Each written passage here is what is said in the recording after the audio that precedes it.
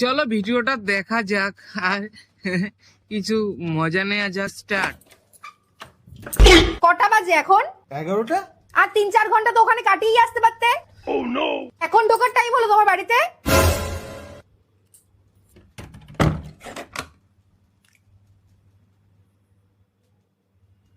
কি করছো? কেন? ভাত বাড়ছি। ভাত বাড়তে হবে না। খেয়ে এসছো তুমি?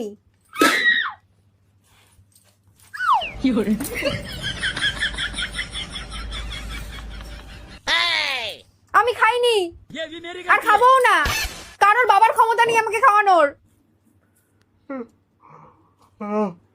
আবার হাইও তুলছো? এখন তোমার ঘুমও পেয়ে গেল, এখন তুমি ঘুমাবে?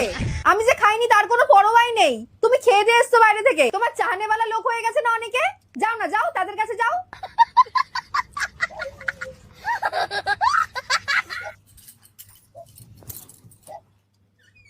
এই পায়খানায় গেলাম। কোথায় যাচ্ছ তুমি?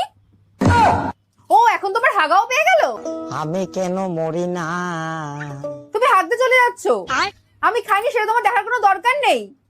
আমার কি হলো না হলো সেটা তোমার কোনো যায় আসে না। তুমি এমনি হাগতে চলে যাচ্ছ।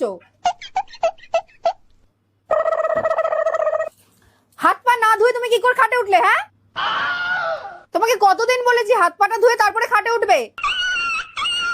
সবসময় তো বলতে কেন হয় তোমাকে?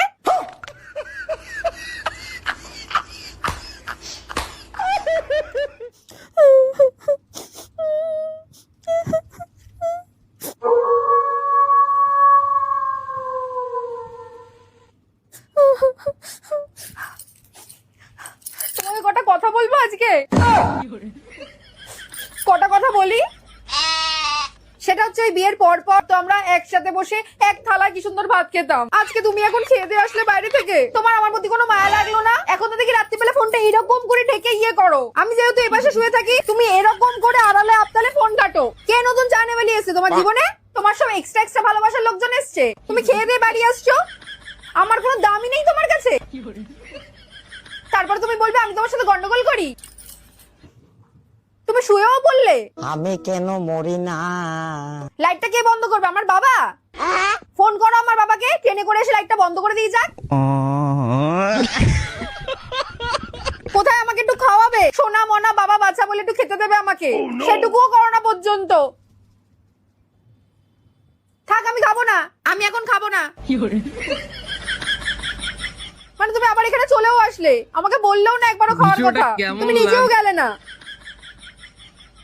থাক, আমি খাবো না।